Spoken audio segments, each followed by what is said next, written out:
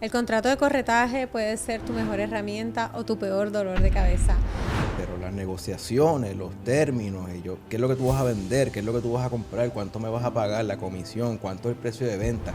Que lo lea, que no lo firme sin leerlo para que conozca el alcance de lo que se está comprometiendo. Mucha confusión con eso. Es que la ley no dice nada. O sea.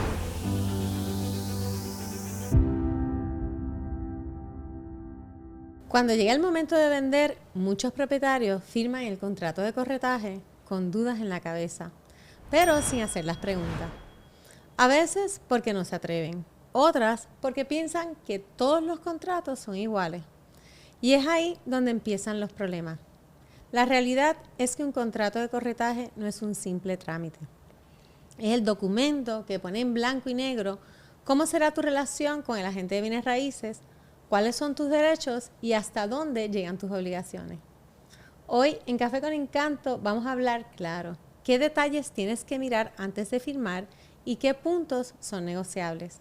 Para eso nos acompaña el licenciado Oscar Rodríguez, experto en bienes raíces. Junto a Pedro González y esta servidora, Mariela Arrojo, te orientaremos a tomar decisiones seguras y con confianza. Saludos, licenciado, ¿cómo está hoy? Hola, muy bien, ¿ustedes? Muy bien, gracias. Hola, Pedro. Hola Mariela y hola Oscar, licenciado Rodríguez, un placer estar otra vez aquí juntos hablando de temas que nos encantan. Hoy de contrato. Hoy de contratos de corretaje. Creo que muchos vendedores tienen muchas preguntas en cuanto a esto a la hora de poner su propiedad para la venta. Una vez eligen este corredor de bienes raíces, vamos a la pregunta, ¿verdad? ¿Qué contrato me conviene más como vendedor? Pero antes de hablar de eso, yo creo que vamos a hablar, Pedro, de cuáles son los tipos de contratos de corretajes y poder dialogarlo un poquito más con el licenciado. Sí, yo creo, Mariela, que antes de entrar en el contrato de corretaje el licenciado nos debe dar básicamente las bases de lo que es un contrato. ¿Qué elementos contiene un contrato y qué alcance o qué detalles se deben tomar en consideración? Pues nada, número uno, gracias por la invitación nuevamente. Un gusto de estar aquí. Como mencionamos, ¿verdad?, un poquito antes de nuestra reunión, los contratos, pues, ¿verdad?, en la escuela de Derecho siempre te enseñan, ¿verdad?, el principio básico de cualquier contratación, no importa la que sea, consentimiento, objeto, causa, ¿verdad? Son los tres principios, ¿verdad? Objeto, un bien inmueble que se va a vender, ¿verdad? Dependiendo de ese objeto, ese bien inmueble, en carácter de qué, si es como vendedor, como comprador, como corredor, ¿verdad? Como cualquier otro proveedor de servicio. Ese consentimiento, quiénes son las partes, quién es vendedor, quién es el corredor, quién es un prospecto comprador, ¿verdad? Y que estén, valga la redundancia, consintiendo, ¿verdad?, a lo que están acordando, ¿verdad? Y esa causa, pues no es lo mismo, ¿verdad?, un vendedor que tiene la intención de vender una propiedad y sacar un beneficio a cambio de esa venta, que un comprador que lo que quiere es comprar una propiedad y ocuparla y vivirla o ocuparla de la manera que sea, y un corredor que su intención pues es dar un servicio y cobrar una comisión, ¿verdad? Pues ahí tienen diferentes causas, ¿verdad?, dependiendo las partes que están contratando, y todo va a depender del tipo de contrato. En este caso, pues, como acabas de decir, pues estamos hablando de un contrato de corretaje de bienes raíces, ¿verdad? Porque el contrato de corretaje pues, puede significar muchas cosas. Está regulado por el Código Civil. Todos los contratos están regulados por el Código Civil, incluyendo el de corretaje. Y en el de corretaje de bienes raíces, pues tiene una ley especial, que es la Ley 10, que está, ¿verdad?, ahora mismo en revisión. Y que, ¿verdad?, pues, esas son las bases para regular, las bases legales para regular los contratos. Y ya una vez, ¿verdad?, pues se establecen esos principios básicos, pues venimos entonces a lo específico, ¿verdad? Y las negociaciones y el tipo de contrato. Y lo importante también que no haya engaño, que no haya dolo, que no haya intimidación, que sea un acto libre y voluntario de las partes para que sea, y que el bien que se está intercambiando, que sea algo lícito. Correcto. Todo eso que estás hablando ahora mismo cae bajo el renglón del consentimiento. O sea, ese consentimiento pues tiene que ser, como tú acabas de decir, sin intimidación, ¿verdad? Libre, voluntario, sin ningún tipo de dolo, sin ningún tipo de mala fe de la otra parte que está induciendo, ¿verdad? O está, no induciendo, pero está presentando un negocio. Pues todos esos detalles caen bajo ese renglón. Sí, y el consejo más sencillo o más básico que uno puede darle a una persona que está envuelto en una transacción, en una negociación de un contrato, es tan sencillo como que lo lea. Que no lo firme sin leerlo para que conozca el alcance de lo que se está comprometiendo, cuáles son sus obligaciones y otros detalles. Y si es un contrato complejo, pues entonces que requiera la ayuda de una asesoría, de un abogado. Correcto. Yo a todos mis clientes, o sea, cuando vienen conmigo un contrato, lo primero que pregunto, ¿tú lo leíste? ¿Verdad? Porque pues yo te puedo hacer un análisis legal completo de un contrato, ¿verdad? Y las implicaciones legales que tiene, pero las negociaciones, los términos, qué es lo que te vas a qué es lo que tú vas a vender, qué es lo que tú vas a comprar, cuánto me vas a pagar, la comisión, cuánto es el precio de venta, ese tipo de cosas yo no puedo hablar las personas, cosas de negocio, ¿verdad? Del negocio como tal, y pues ya, por ahí es que yo siempre empiezo. Y tienen que haber visto montones de contratos donde se pone al final, lea este contrato antes de firmarlo, asegúrese, porque al final del día las partes son las que contratan, no el abogado. Pero el abogado es el que está ahí para guiar a esa persona. Que se haga dentro de un marco legal. Tú lees el contrato, mira, estos son los términos, me preocupa esto y esto y esto, pues estas son las implicaciones. Nos sorprendería la cantidad de personas que, a pesar de que el contrato indica, o sea, léalo antes de firmar, yo me he topado con muchos clientes vendedores que me han dicho, ¿dónde firmó? Y yo he tenido que decir, no, vamos entonces juntos, vamos cláusula por cláusula, asegurarme de que la persona lo está entendiendo y entonces que procedan a firmar. Es sumamente importante, siempre he escuchado que a lo mejor un punto o una coma puede cambiar el significado completo de una oración. Y eso es sumamente importante, que tengan un abogado que puedan verificar y que estén de acuerdo con todo lo que se está expresando ahí. Correcto, sí. Correcto. Y creo que es la mejor práctica, ¿verdad? De asesorar a sus clientes en ese sentido, porque pues lo fácil es fírmame aquí, ya están los términos, ¿verdad? Pero el día de mañana, pues en un litigio o en una controversia legal, ¿verdad? Pues esos detallitos salen a reducir. Sí, no, y es importante señalar en el contexto, porque por ejemplo, queremos destacar en este momento que este episodio de hoy es uno de una serie de episodios que vamos a estar tomando, ofreciendo con relación al tema de los contratos. Hoy vamos a hablar de los contratos de corretaje, pero en unos próximos episodios vamos a hablar de los contratos de compraventa, contratos de opción y la escritura de compraventa eventualmente, o las escrituras de hipoteca, que en ese sentido son documentos que son bastante uniformes y que a veces tienen 60, 70 páginas y leerlos pues es un poco complicado, pero al ser estándar solamente se destacan las cosas más importantes o más relevantes que tienen que ver con la transacción, no con el contenido y la uniforme. Contratación, el negocio jurídico particular que se esté trabajando en ese momento dado, como bien acabas de decir, pues no es lo mismo un contrato de corretaje con un vendedor y un corredor que un contrato de compraventa, una escritura de compraventa, una escritura de hipoteca, un contrato de préstamo, ¿verdad? Un pagaré. O sea, hay muchos tipos de contratación, ¿verdad? Y todo va a depender.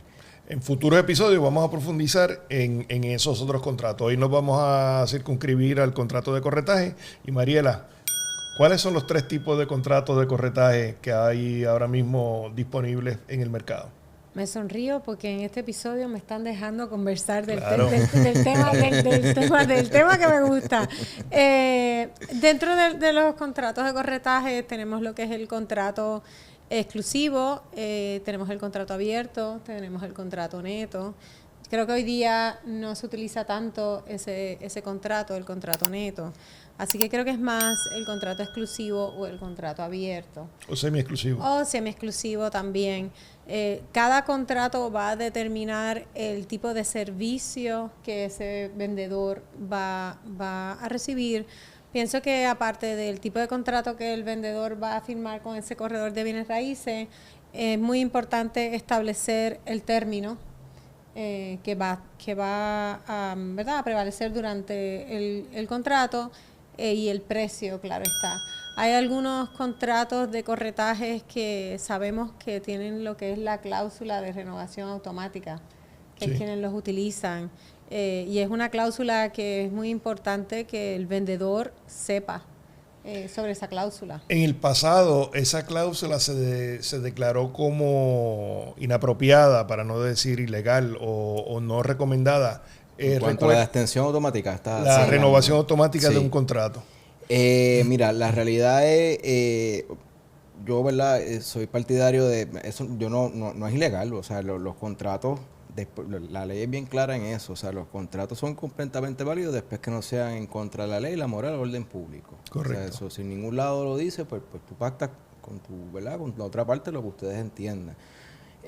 Cuando hablamos de extensiones de contratos en cualquier contrato, yo soy partidario de no que no se incluya en un contrato. Yo creo que ¿verdad? Si esa es la intención de las partes, que se incluya, pero siempre añadir una clausulita de, y en cuyo caso, pues, X parte le notificará a la otra parte 5, 10, 15, 20, 30 días antes de la fecha de vencimiento del contrato, el requerimiento de una extensión del mismo, ¿verdad? Para aquello de cumplir, ¿verdad? De que, pues mira, lo pactamos originalmente y ahora eso fue lo que pactamos y lo estamos cumpliendo. Y eso surgió hace muchos años. Muchísimos años atrás.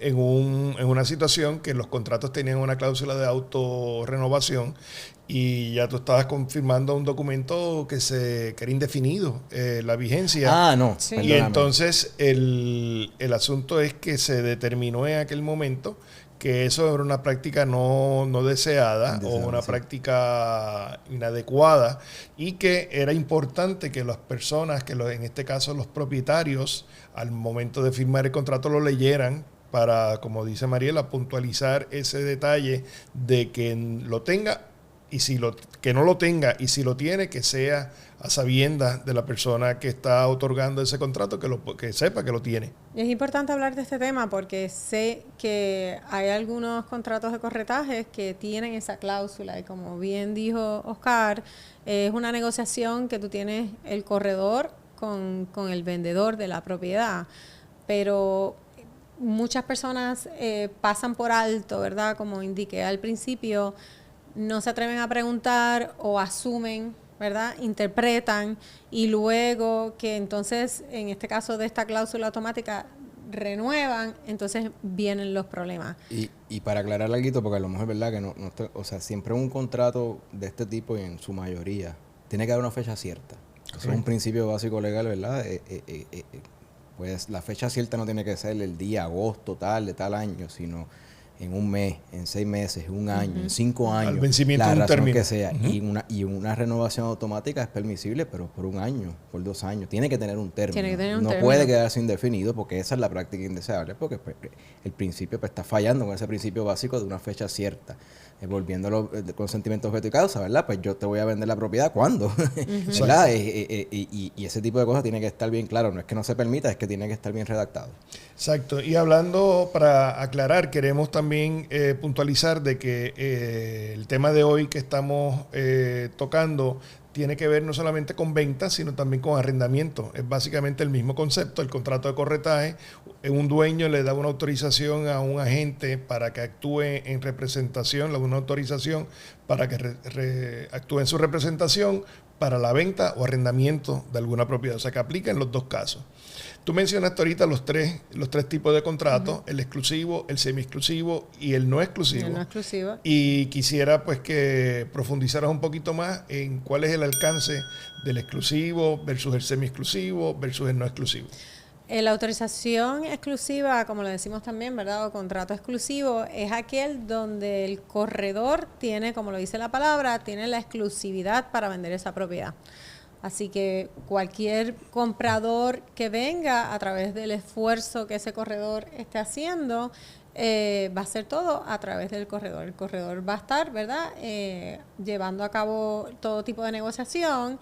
Y por igual, si ese comprador viene con un corredor de bienes raíces, también Lo va a canalizar. Lo va a canalizar y va a estar trabajando directamente con ese vendedor. En ese escenario, el vendedor, va a estar trabajando exclusivamente con una sola persona, que es la que va a estar manejándole todos los detalles de la transacción, y eso pues representa una ventaja para el vendedor, al igual que para el corredor. Correcto. O empresa. O empresa. Yo pienso que el contrato de exclusivo, muchos vendedores le tienen un poquito de, podría decir, preocupación, ¿verdad? Cuando van a firmar una exclusividad porque entienden que o piensan que solamente estoy firmando con X persona, ¿verdad? En el caso, pues estoy firmando solamente con Encanto, con Mariela, y no es así.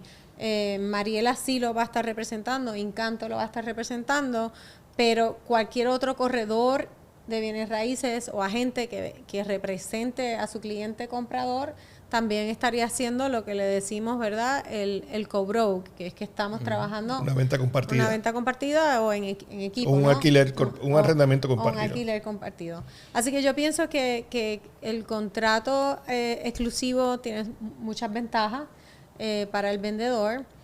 El contrato abierto, por otra parte, ¿verdad? Es un contrato, la palabra lo dice, es donde muchos agentes de bienes raíces pueden estar vendiendo y ofreciendo esa propiedad. Y el agente que consiga ese comprador es la persona quien, ¿verdad?, va a recibir la compensación. De acuerdo al contrato que firmaron. Contrato que firmaron, correcto. Así que eso serían, ¿verdad?, lo que es el exclusivo y el abierto, que son, pues, opuestos. Y por último, lo que es la autorización semi-exclusiva, pues también lo dice la palabra, es donde ya sea ese vendedor puede vender la propiedad o el agente puede vender la propiedad. Claro está, existen unas negociaciones que hay ¿verdad?, en esa autorización, en ese contrato, donde van a llegar a un acuerdo en cuanto al término, que es muy importante establecerlo, y en cuanto a la comisión, que es muy importante también establecer esa comisión. No, y el asunto es bien importante. Ahí, en ese caso que estás mencionando, el dueño se reserva el derecho de vender la propiedad y no pagarle comisión al corredor. Y esa es básicamente la definición. Pero en lo que estás mencionando, es importante señalar que las partes contratantes también son importantes, porque desde el punto de vista legal, si tú estás contratando con una propiedad que es los dueños es una sucesión y tú no tienes la autorización o el consentimiento de todos los componentes de esa sucesión, ese contrato es nulo. Este ejemplo es clásico y hay mucha confusión con eso. Las sucesiones pues son, ¿verdad?, pues los herederos de quien en algún momento fue un titular de una propiedad, y pues puede ser 1, 2, 5, 10, 15, pues, sin número. Y muchas veces viene una persona y te dice, yo soy el representante o yo soy la representante de la sucesión, yo soy el que va a firmar por la sucesión. La albacea. La albacea, el clásico ejemplo, ¿verdad? Porque por los otros serán poder, etcétera. Y pues hay que tener mucho cuidado con eso, porque esa albacea o esa persona tiene que tener autoridad para poder firmar a nombre de todos. Y si no la tenía, pues ese contrato no necesariamente va a ser válido. Inclusive un tribunal pudiese haber declarado nulo, porque si no había consentimiento, volviendo a la palabra, pues no se cumplía con ese principio y por lo tanto pues el contrato no necesariamente va a ser válido. Correcto. So, es bien importante, ¿verdad?, asegurarse. Yo soy, bueno, pues acredíteme usted que usted es la persona que puede firmar. O sea, cuando uno va a hacer un testamento, cuando es un poder, pues por poder, valga la redundancia, ¿verdad?, una orden del tribunal, ¿verdad?, algún documento legal, ¿verdad?, que acredite que esa persona puede firmar a nombre de todo. O de lo contrario, pues me firma todo el mundo. Y eso es la importancia de uno saber quiénes son los dueños. La titularidad de esa propiedad radica en X persona o X personas. Y es importante determinarlo, y hay documentos que lo evidencian, y es importante para el vendedor proveérselas al corredor y a la empresa o al vendedor, pero también es importante que el vendedor tenga el conocimiento de esos detalles para que los pueda obtener en ese momento. Y algo no legal es, ¿verdad?, cómo ustedes van a trabajar con ese vendedor, porque tú puedes tomarte el caso, ¿verdad?, de esta persona, que esta es mi casa. Yo llego aquí, no, es que esta es mi casa, yo la voy a vender, esta es mi casa. Pero a lo mejor no es la casa de ella o de él, ¿verdad? A lo mejor era del papá, del abuelo. Que pasa bastante. ¿Sí? Por eso es, sumamente importante lo que estamos hablando de poder solicitar. Yo tuve un caso una vez donde fui a ver esta propiedad y le solicité al vendedor, ¿verdad?, que me diera, no lo conocía a él, me lo habían referido, pero yo poder tener certeza de que él era el dueño de la propiedad, copia obviamente de las escrituras y un ID. No gustó mucho que yo pidiera esa información, pero era de la única manera que yo podía, asegurarme de que sí estoy firmando una autorización con la persona correcta, porque hay muchas personas que se han llevado la sorpresa de que firman y hubo un caso que me enteré que firmó con el inquilino, pero la persona, pues el inquilino en ese momento pues no estaba muy bien, ¿verdad?, emocionalmente, y terminó firmando un contrato de corretaje, este corredor, con el inquilino. para darse una sorpresa de que, ¿qué hice? Problema Es un problema serio. grande. Y lo he visto. ¿Sí? Y lo he visto. Yo voy a comprar esta casa y cuando yo la compre, tú me la vas a vender. Entonces, Sí, son dos historias diferentes. Correcto. Aquí en Puerto Rico decimos que una cosa es con guitarra y otra cosa es con mandolina. Así Así mismo mismo es. es. Otro tema que siempre los vendedores, ¿verdad? Nos topamos constantemente es la comisión, la compensación que nosotros recibimos. Y creo que la pregunta número 1 es si las comisiones son negociables o si son fijas. No, bueno, Negociable, completamente negociable. Hay mucha confusión con eso. Es que la ley no dice nada. O sea, hay unas prácticas que dependiendo, ¿verdad? Las asociaciones a las que uno pertenezca, ¿verdad? Pues son las prácticas deseables dentro de la industria y regulan, ¿verdad? Y dan guías, haga redundancia, de lo que se debe hacer, pero no hay una ley que te dice, esto es, por ejemplo, los abogados, la ley nos regula lo que podemos cobrar en bienes raíces. hasta el 1%. Te da hasta un máximo, un mínimo del medio del 1%, hasta un máximo del 1%, pues eso sí está estipulado por ley, ¿verdad? Y cuando uno está ofreciendo sus servicios, pues lo dice, esto es lo que dice la ley. En el caso de ustedes, pues las comisiones, pues aunque hay guías, no están estipuladas por ley, por lo tanto, para responder tu pregunta, sí, son toda la comisión es completamente negociable. Hay casos en Estados Unidos que han ido en contra de grupos de corredores que en su momento se pusieron de acuerdo para establecer una comisión entre todos, y eso en inglés se llama price fixing y es un delito federal, o sea que es un delito. Y de esos casos es que han salido las guías y las recomendaciones de estas De que asociaciones. todo es que negociable. Y la forma de pagar, de negociarlo, aparte de la cantidad, pues puede ser el % del precio de venta, puede ser una cantidad fija, o puede ser una cantidad neta, como tú estabas mencionando al principio, que es en exceso. Yo te la doy y lo que tú le saques por encima de lo que yo espero, pues entonces esa es tu comisión.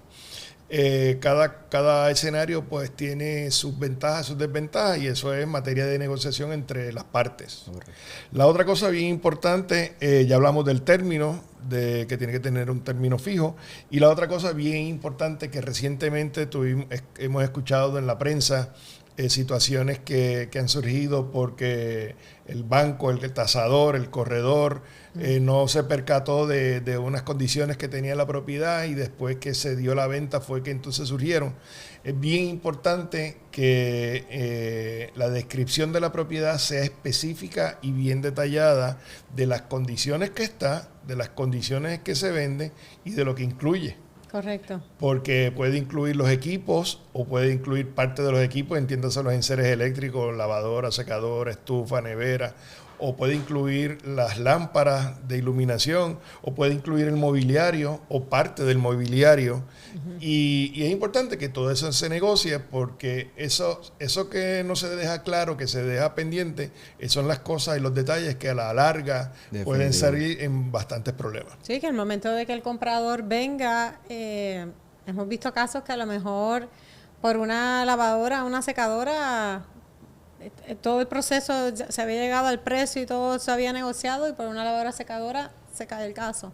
O sea que a veces... Hasta por una mesa. Exacto, hasta por una mesa. A veces por cosas tan simples como lo que estamos hablando, el no tenerlo estipulado en esa autorización de venta con el vendedor, podría ser un dolor de cabeza bastante grande. Sí, y en las rentas, por ejemplo, hemos tenido casos en los cuales la propiedad estaba desocupada, se alquiló con muebles y el dueño se comprometió a amueblarla para al momento de la firma del contrato de arrendamiento, y cuando llegó la persona lo que había eran muebles bien baratos, o sea, PVC, que no llenaban las expectativas del inquilino. Todo ese tipo de detalles es importante cubrirlos para que no hayan sorpresas desagradables que puedan afectar la transacción. Yo creo que lo más importante, o el propósito nuestro de este episodio, es poder llevar información a los vendedores, ¿verdad? La importancia de poder saber los distintos tipos de autorizaciones de venta que existen, saber cuál es el que mejor le conviene, poder conocer bien qué ofrece, qué servicios ofrece su agente o la compañía de bienes raíces que usted está contratando, y todo lo que tiene que ver también pues con el mercadeo y la experiencia, una vez tengan todas esas cláusulas claras, pues le puedo evitar un montón de dolores de cabeza. Es como una entrevista de trabajo. Usted le Eso está es, entrevistando eso mismo es, a una persona que va a actuar en función de la autoridad que usted le delegue para lograr un objetivo mutuo, que es encontrar un comprador que esté listo, dispuesto y capaz. Correcto. Eso básicamente es el objetivo principal de ese contrato de corretaje. Así que nada, yo creo que hemos llegado al final. Es importante felicitar a Mariela y al equipo de Encanto, porque en estos días están celebrando su tercer aniversario. Sí, el tercero. Felicidades. Muy bien.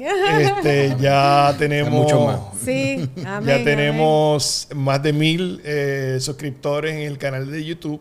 Y es importante que se suscriban los que no están suscritos, que le den like y que comenten, porque todos los comentarios los leemos y los contestamos.